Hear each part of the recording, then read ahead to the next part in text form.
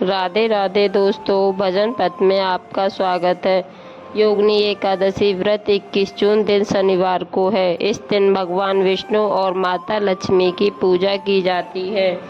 मान्यता है इस व्रत के प्रभाव से व्रती को पूर्ण फल की प्राप्ति होती है, साथ ही मोक्ष की भी प्राप्ति होती है। योगिनी एकादशी व्रत करने से सारे पाप मिट जाते हैं, जीवन में सुख समृद्धि आती है। आइए जानते हैं इस व्रत में क्या करना चाहिए और क्या नहीं करना चाहिए।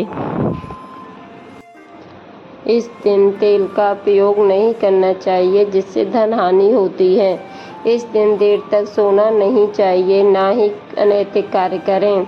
इस दिन पानी गंगा जल से स्नान करें और पीले वस्त्र धारण करें।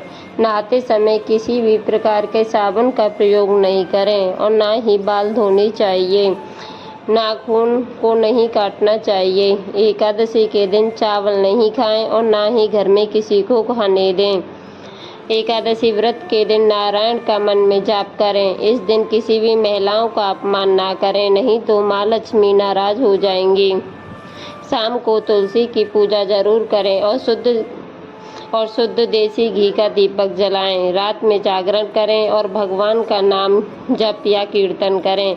अपने मन में किसी भी तरह के बुरे और नकारात्मक विचार नहीं आने दें।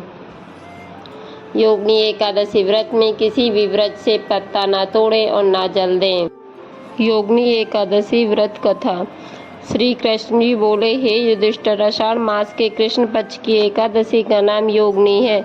इसके महात्म्य की एक पौराणिक कथा कहता हूँ। अलकपुरी में शंकर के भक्त कुबेर जी रहते थे। पूजा के लिए हेममाली पुष्प लाया करते थे। उसकी स्त्री अति सुंदर थी, नाम उसका विशालक्षी था।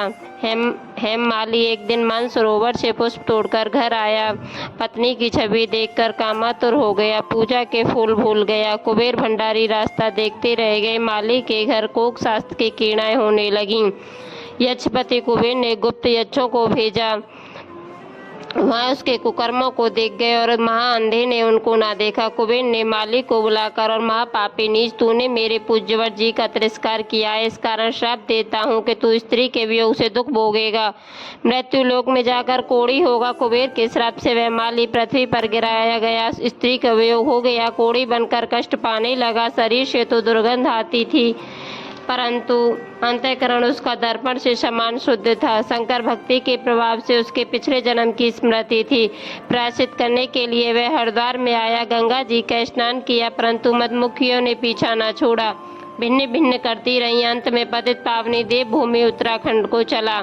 देवप्रयाग होता हुआ जमुनोत्री के तट पर पहुंचा। चिरजीवी महामुनि मार्कंडेय का आश्रम था। उनके दर्शन से मधुमक्खियां अंतर्धान हो गई। हेममाली उनके चरणों में गिर पड़ा।